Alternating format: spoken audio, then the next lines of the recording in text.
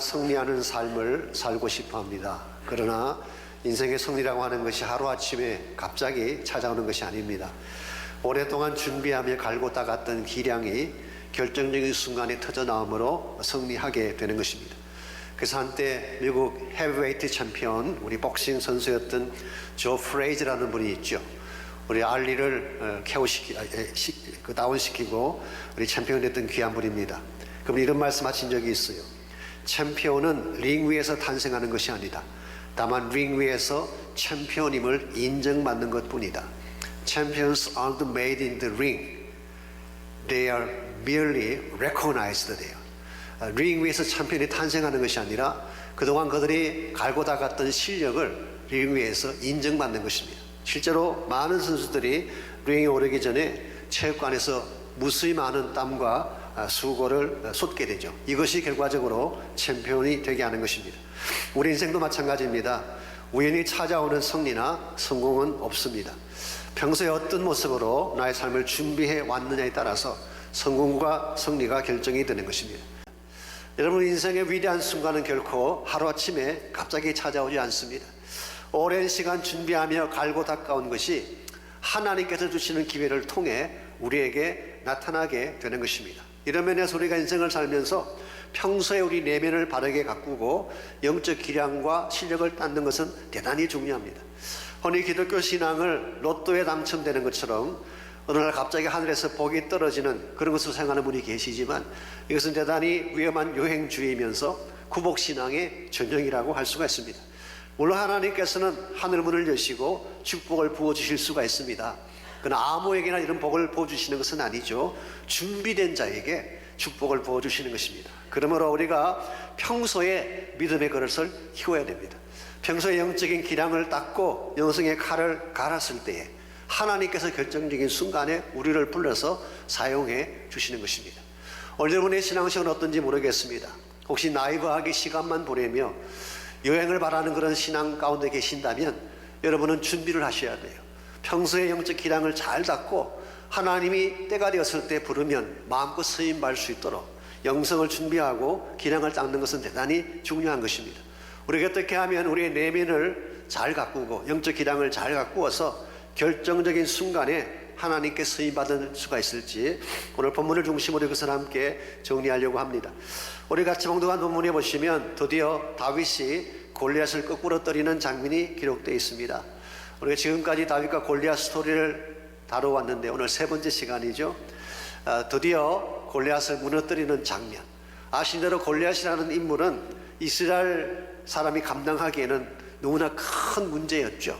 그랬는데 하나님께서 다윗이라고 하는 생각지 않은 인물을 세워서 또 생각지 않은 무기를 통해 생각지 않은 방법으로 그 거대한 거목을 거꾸로 떨어주신 것입니다. 그것도 그냥 거꾸로 떨어진 것이 아니라 일방적이라고 할 정도로 승리하게 하셨어요. 이것 때문에 다윗은 이스라엘의 새로운 영웅으로 부상하게 되고 장차 왕이 될 길을 그는 달리게 된 것입니다. 자, 여기서 우리가 생각해 봐야 될 중요한 사실이 있습니다. 이와 같은 다윗에게 주어진 축복이 우연히 주어진 것일까요? 아니면 지극 기운이 좋았기 때문일까요? 그렇지 않습니다. 다윗이 평소에 하나님 앞에서 영적인 기량을 닦아왔기 때문에 결정적인 순간에 하나님께 쓰임받은 것입니다. 성경 말씀 보게 되면요, 다윗은 비록 그에게 주어진 죄함이 들에서 양을 치는 목동에 불과했지만 그는 세 가지 측면에서 영적 기량을 닦아왔어요. 첫 번째로 그는 평소에 하나님과 깊이 교제를 했습니다. 다윗은 여호와를 경외했고 주의 이름을 무엇보다 소중히 여기고 전심을 다해 하나님을 사랑했습니다. 시편 18편 1절 2절 같은 말씀 보십시오. 나의 힘이 되신 여호와여, 내가 주를 사랑하나이다. 주는 나의 반석이요 요새요 건지시는 자요 피할 바위요 나의 방패요 구원의 뿌리요 나의 산성입니다. 얼마나 하나님을 사랑했고 하나님을 의지했는지 이와 같이 하나님과의 깊은 교제가 모든 능력과 축복의 근원이 되는 것입니다. 두 번째로 그는 평소에 믿음의 담력을 키웠어요. 지난 시간에 잠깐 소개해드렸지만 34절 35절을 보게 되면 양떼를 지킬 때에 맹수가 양을 물고 가면 따라가서 잡았다고 했잖아요. 그 턱을 잡고 쳐 죽였다고 했습니다. 이거 보통 담력이 아니죠. 이게 하루아침에 생기겠습니까? 항상 담력을 키우며 이것을 연마했을 때에 결정적인 순간에 이런 힘을 발휘하게 된 것입니다. 그리고 이 담력으로 궁극적으로 골리앗을 쳐 죽이게 된 것이죠. 세 번째로 그는 실제적인 실력을 갈고 닦았습니다. 그것은 바로 물맷돌 던지기였습니다. 물론 그가 물맷돌을 던지게 된 계기는 양떼들을 지키기 위함이었죠. 그러나 양떼를 지키는 마음으로 매일매일 돌 던지기 연습을 한 것이 결과적으로 골리앗을 치는 결정적인 무기가 된 것입니다. 여러분께서 가지신 것이 무엇이든지, 그것이 재능이든지 기술이든지 믿음으로 바로 사용하게 되면 결정적인 순간에 하나님의 도구가 될 수가 있는 것입니다. 그래서 시편 78편 70절에서 72절을 보시면은 하나님이 다윗을 픽합하신 이유를 이렇게 소개를 하고 있습니다. 또 그의 종 다윗을 택하시되 양의 우리에서 취하시며 전양을 지키는 중에서 그들을 이끌어내서 그의 백성인 야곱 그의 소유인 이스라엘을 기르게 하셨더니 이에 그가 그들을 자기 마음의 완전함으로 기르고 그의 손에 능숙함으로 지도하였다고 했어요. 하나님께서 다윗을 이 양의 우리에서 선택하셔서 이스라엘 백성을 치게 했는데 두 가지 자질을 가지고 그 백성을 쳤다고 소개하고 있습니다. 첫 번째가 마음의 완전함으로, 영어 성경 보시면은 integrity of heart, 우리 마음의 정직성, 진실성을 말하는 것입니다. 두 번째는 손의 능숙함으로 skillful hands, 이것은 기술을 의미할 수도 있고 실생활의 능력을 의미할 수도 있고 혹은 리더십 같은 자질을 의미할 수 있는 것입니다. 다윗은 평소에 이것을 갈고 닦으면서 연마를 해왔어요. 그랬더니 결정적인 순간에 영적인 기량이 하나님께 사용되게 되고 결과적으로 전쟁의 챔피언으로 나섰던 골리앗을 물리치고 믿음의 챔피언이 된 것입니다.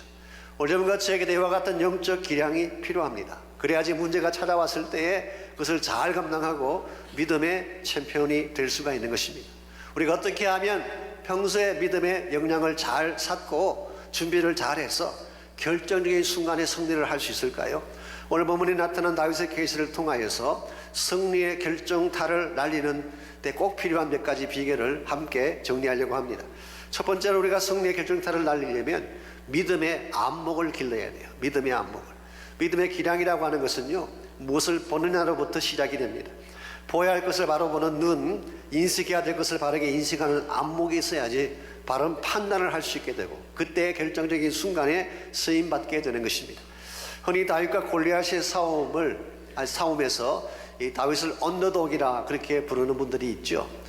사실 정확하게 말하면 언더독이라는 말이 맞지 않습니다.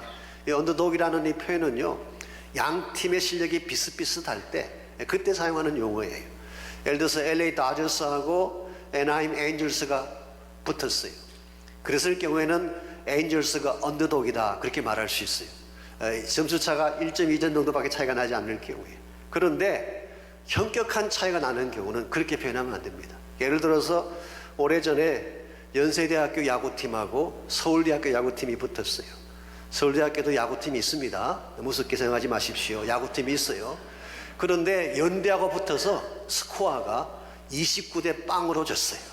이런 경우는 언더독이 아니에요. 이런 경우에는 다윗과 골리앗의 싸움이다 그렇게 부르는 것입니다. 이와 같이 일방적인 승리가 예측되어지는, 누가 봐도 골리앗이 이길 수밖에 없다고 생각되는 상황인데 오늘 본문에 나타난 다윗을 다시 보십시오. 다윗은 전혀 위축되고 있지 않습니다. 오히려 골리앗을 우습게 여기는 장면을 찾아볼 수가 있어요. 26절을 잠깐 보시면은 할례받지 않은 블레셋 사람이 누구이기에 감히 하나님의 군대를 모욕하겠느냐. Blessed who, 그런 뜻이에요. 어디서 굴려온 뼈다귀냐, 누구냐, 그런 이야기. 오래전에 지미 카터가 대통령에 입후보했을 때 워낙 알려지지 않은 무명의 사람이었기 때문에 지미 후라는 단어예요. 지미가 누구냐는 거죠. 오늘 다윗이 골리앗을 대하는 태도가 이것입니다. 너가 누구냐는 거예요. 아무것도 아니라는 것입니다. 뿐만 아니라 36절에 보시게 되면 그가 짐승의 하나같이 될 것입니다. 쉽게 표현하면 사자나 곰을 때려잡듯 잡겠다는 거예요. 여러분 생각해 보십시오. 모든 다른 사람들은 이 골리앗을 장대한 거인으로 보고 있는데 이 다윗의 눈에는 작고 보잘것없는 존재처럼 보인 것입니다. 왜 그랬을까요? 그것은 골리앗이 작아서가 아닙니다. 골리앗을 하나님과 비교해 보니 작게 보인 거예요. 이것을 우리는 믿음의 안목, faith perspective라 그러는 것입니다. 사건을 볼 때에, 상황을 볼 때에 하나님 중심으로 보는 것을 말합니다. 골리앗이라는 대적을 집중하지 않고 나의 능력을 생각하지 아니하고 하나님 중심으로 보는 시각, 이게 바로 믿음의 안목입니다. 이게 있어야지 우리가 골리앗을 두려워하지 않고 이겨낼 수가 있는 것입니다. 43절을 보시면은 골리앗은 누구의 이름으로 이 전쟁에 나왔습니까? 그의 신들의 이름으로 나왔다고 했어요. 그의 신들이라고 하는 것은 블레셋 사람들이 섬기는 신을 말하겠죠. 잡신들입니다. 그 중에 대표적인 신이 누구인가요? 다곤이라는 신이죠. 기억나십니까? 우리 5장에서 다뤘던 것입니다마는 다곤 신전에 하나님 법궤를 갖다 놓았더니 어떻게 됐어요? 그 다곤 신이 넘어졌잖아요. 양팔이 다 부러지고. 쉽게 말하면은 하나님께 패배한 신이에요. 그러니까 골리앗은 전쟁터에 나오면서 이미 패배해서 넘어진 신의 이름을 들고 나온 것입니다. 그 반면에 다윗은 누구의 이름을 들고 나왔나요? 45절입니다. 만군의 여호와 이름으로 나갔노라. 이 만군의 여호와라는 말은 모든 군대, 하늘과 땅의 모든 군대의 주인이라 그런 뜻이에요. 그래서 New Living Translation은 The Lord of Heaven's Army, 하늘의 천군 천사들의 군대장, 그렇게 표현을 했었어요. 자, 패배한 신의 이름을 들고 나온 골리앗하고 하나님의 이름을 들고 나온 다윗하고 누가 이기겠어요? 당연히 하나님의 이름을 가진 다윗이 이길 것입니다. 그래서 47절입니다. 또 여호와의 구원하심이 칼과 창에 있지 아니함을 인물에게 알게 하리라. 전쟁은 여호와께 속한 것인즉 그가 너희를 우리 손에 넘기시리라. 전쟁은 누구에게 속했다고요? 하나님께 속한 것입니다. 우리 금년도 저희 교회 주제가죠. 전쟁은 주님께 속했네, 승리는 우리의 것. 이게 믿음의 시각을 가진 자가 고백할 수 있는 고백이에요. 나의 입장에서 보는 것이 아닙니다. 골리앗 입장에서 보는 것이 아닙니다. 하나님의 입장에서 보는 거예요. 만군의 여호와가 우리와 함께 하신다면 어떤 대적이든 이길 수 있다는 관점이 바로 믿음의 관점, 믿음의 시각인 것입니다. 오늘 골리앗이 아무리 크다고 하더라도 하나님보다 클 수가 없죠. 그러므로 여러분께서 무슨 문제를 맞이하든지 두려워하지 말고 여호와 앞에 나아가서 기도하시기 바랍니다. 하나님의 이름을 걸고 기도하면 하나님께서 반드시 응답하시고 어떤 골리앗도 이기게 할 줄 믿습니다. 지금은 세상을 떠나셨습니다마는 김중근 목사님이 계시죠. 그분이 쓴 책 중에 예수 칼럼이라고 하는 책이 있습니다. 사실 이 책은 조선일보와 동아일보에 2년간 연재되었던 그분의 글을 이렇게 다 모아서 만든 책입니다. 그 책에 보게 되면 이런 실화가 나옵니다. 1974년도에 엑스포 74라고 하는 것을 준비할 때에 김 목사님이 이런 계획을 가지고 계셨어요. 여의도 광장에, 그 당시에는 여의도가 텅텅 빈 광장이었습니다. 여의도 광장에 50만 명을 모아놓고 일주일 동안 합숙으로 전도 훈련을 시킬 계획을 세웠어요.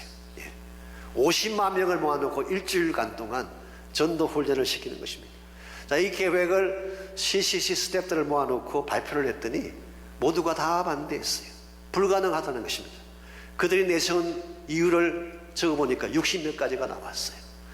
그 많은 사람을 어떻게 모을 것이며, 어디에서 재울 것이며, 어떻게 먹이며, 경비는 누가 되며, 만일에 피라도 오면 어떡할 것인가, 이런 반대하는 내용들이 60가지가 넘었어요. 그때 김 목사님이 그 모든 오브젝션을 칠판에 다 적은 후에 하나씩 질문하기 시작했어요.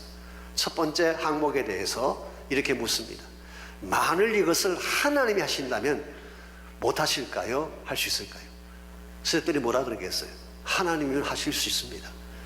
두 번째 항목입니다. 그러면 그걸 지워버리고 두 번째 항목, 그러면 이 두 번째 항목에 대해서 하나님께서 하신다면 하실 수 있을까요?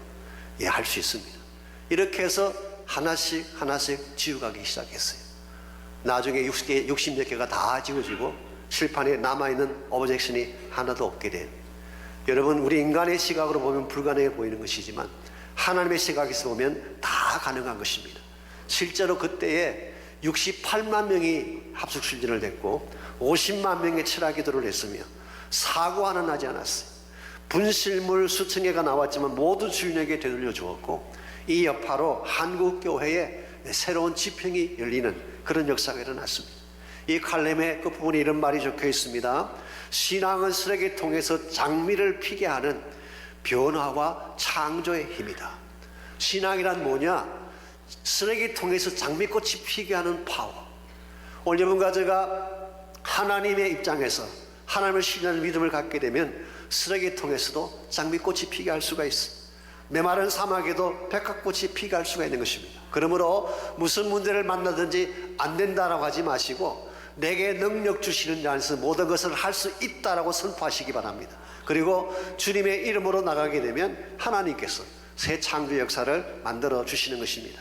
두 번째로 우리가 승리의 결정타를 날리려면 믿음의 실행이 필요합니다. 우리가 물론 믿음의 눈으로 보는 것도 중요하지만 본 후에는 행해야 돼요. execute 해야지 열매가 주어지는 것입니다. 늘 말씀드리지만 믿음이라고 하는 것은 이론이 아니죠. 컨셉이 아닙니다. 믿음은 심지어 교리나 theology, 신학도 아닙니다. 믿음은 삶이에요. 믿음은 행하는 것입니다. 그래서 헬라 말로 믿음이라는 단어가 피스티스라는 단어인데요.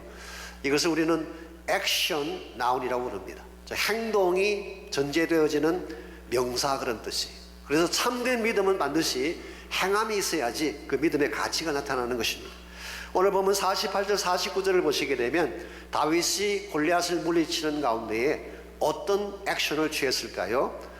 블레셋 사람이 일어나 다윗에게로 마주 가까이 올 때에 다윗이 블레셋 사람을 향하여 빨리 달리며 손을 주머니에 넣어 돌을 가지고 물매로 던져 블레셋 사람의 이마를 치매 돌이 그의 이마에 박히니 땅에 엎드러지니라. 여기서 빨리 달리며 그랬죠. ran quickly. 물매로 던졌다고 했습니다. hurled it. 그리고 세 번째로 이마를 쳤다. hit forehead. 이 모든 것은 다 다윗이 취한 액션을 말하는 것이죠. 다윗은 가만히 앉아서 기다린 게 아닙니다. 가만히 앉아서 계산만 한 것이 아니라 실제로 달려나가서 돌을 던진 것입니다. 그 결과 그 돌이 골리앗이 이마에 정확하게 박히게 되고 골리앗이 쓰러지게 된 거예요. 사실 오늘 본문에서 다윗이 사용한 무기가 얼핏 보면 별것 아닌 것처럼 보일지 모르지만요, 실제로는 그 당시에 최첨단 무기라고 할 수가 있어요.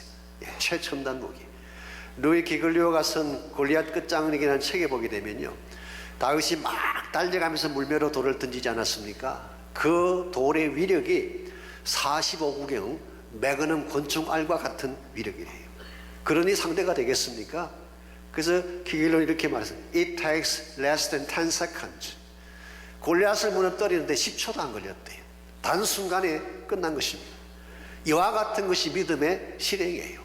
우리가 믿음으로 행하게 되면 하나님이 일하기 시작합니다. 하나님이 일하기 시작하면 어떤 악한 마귀도 무너지게 되어 있는 것입니다. 자주 말씀드렸지만 믿음이라고 하는 것은 하나님의 모든 능력을 우리 현실에게 가져올 수 있는 채널인 것입니다. 하나님의 능력은 무한대죠. 하나님의 저수지에는 모든 능력과 모든 권세가 다 담겨져 있습니다. 이와 같이 엄청난 무한대의 능력과 권세를 끄집어낼 수 있는 길이 뭐라는 것입니까?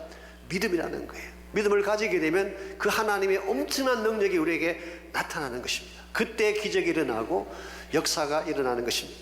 그래서 예수님께서 마태복음 17장 20절에서 제자들에게 이렇게 말씀하신 적이 있습니다. 만일 너희에게 믿음이 겨자씨 하늘 만큼만 있어도 이 산을 명하여 여기서 저기로 옮겨지라 하면 옮겨질 것이요 또 너희가 못할 것이 없으리라. 아시지만 변화산 위에 주님이 계실 때에 산 아래에서 제자들이 남아있지 않았습니까? 그때에 한 아버지가 아들을 데리고 왔어요. 그런데 제자들이 그 귀신을 못 쫓아낸 것입니다. 그때 예수께서 산에서 내려오신 후에 이 사실을 알고 그 아들을 고쳐 주었죠. 그때 제자들이 묻습니다. 왜 우리는 안 됩니까? 그때 주님이 답변하신 것이 너에게 믿음이 적어서 그렇다. 만일 너희들에게 겨자씨 한 알만큼의 믿음만 있어도 산을 옮길 수 있다. 그렇게 말씀한 거예요. 여기서 겨자씨만한 믿음이라고 하는 것은 물론 퀄리티를 말합니다. 작지만 순전한 믿음을 의미하는 것이죠. 그러나 이 동일한 사건을 기록한 우리 복음서 중에 마가복음 9장에 보게 되면 똑같은 사건을 기록한 마가복음 9장에 보게 되면 좀 다른 내용이 나와요. 자, 마태복음 17장에서는 믿음이 겨자씨 말만큼만 있으면 산을 옮긴다 그렇게 주님 말씀하셨는데요. 마가복음 9장 29절에서는 기도 외에 다른 것으로는 이와 같은 유가 나갈 수 없다. 저 귀신을 쫓아내고 악령을 쫓아내는 파워는 기도밖에 없다. 그렇게 말씀하셨어요. 그러므로 마태복음에 나타난 내용과 마가복음에 나타난 내용을 종합해 보면 어떤 결론이 나올까요? 참된 믿음을 가지고 기도하면 산이 옮겨진다는 뜻이에요. 여러분이 진정한 믿음을 가지고 기도하게 되면 하나님이 모든 자원을 동원해서 하나님께서 산도 옮겨주시고 기적도 베풀어 주시는 것입니다. 우리가 믿음으로 기도할 때에 하나님이 소유하신 모든 자원이 보증이 되어서 우리에게 주어지는 것입니다. 그래서 D.L. 모디가 했던 유명한 말이 있지 않습니까? 시카고 화재가 나서 그의 교회가 전소되었을 때에 맨몸으로 달랑 성경책 한 권 들고 뛰어나왔어요.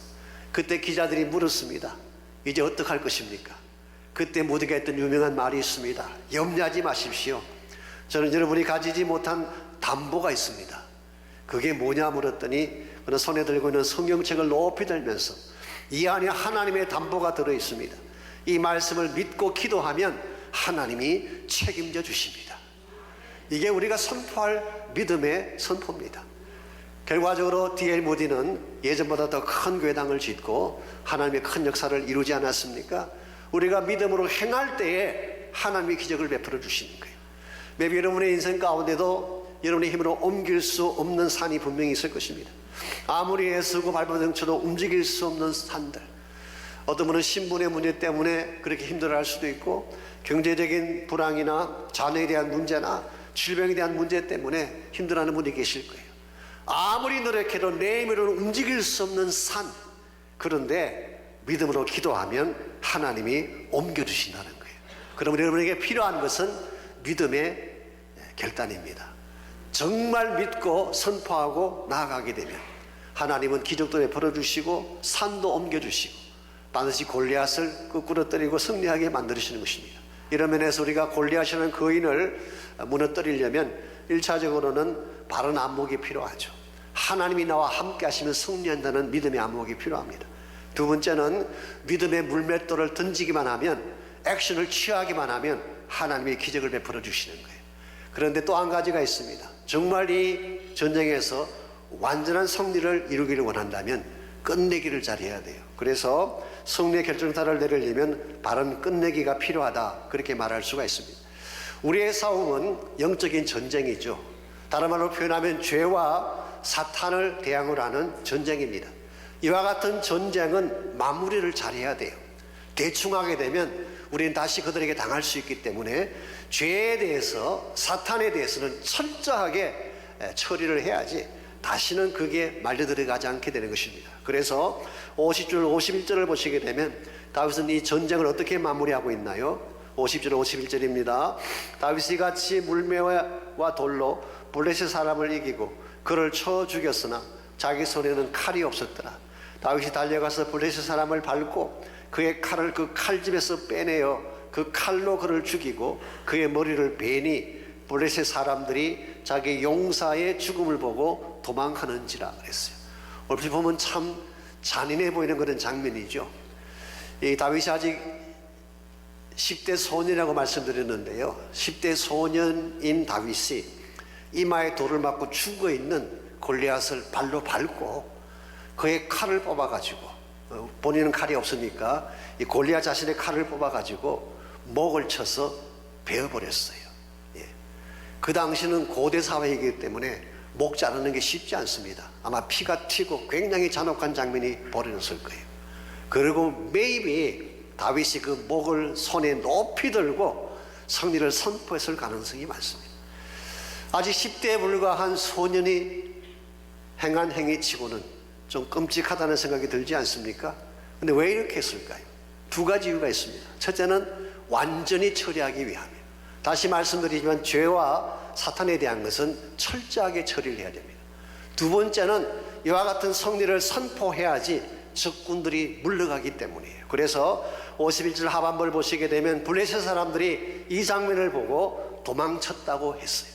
52절에서는 가드와 에그론까지 이스라엘 백성들이 추격해 가서 그들을 죽이고 대승리를 거두었다고 설명하고 있습니다. 오늘 여러분과 제가 하는 전쟁은 영적인 전쟁입니다. 죄와 세상을 향하여 전쟁하는 것입니다. 그러므로 바른 무기를 가지고 바른 방식으로 하되 철저하게 처리를 해야지 다시는 죄가 고개를 들지 못하는 것입니다. 오늘 본문의 말씀을 다시 참 생각해 보게 되면요, 구약에 나오는 한 장면이 연상이 됩니다. 이 돌과 관련된 구약의 한 장면이 있어요. 다니엘서 2장에 보시게 되면요, 2장 34절 35절에 보게 되면 돌에 대한 또 하나의 장면이 나옵니다.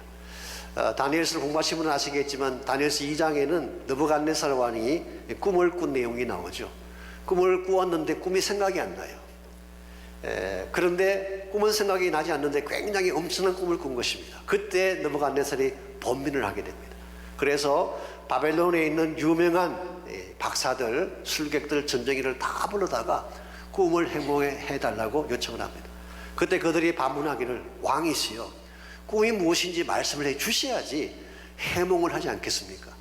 본인도 기억하지 못하는 꿈을 어떻게 해몽할 수가 있겠어요? 그랬더니 이 느부갓네살이 얼마나 잔인한 왕인지 말이지요.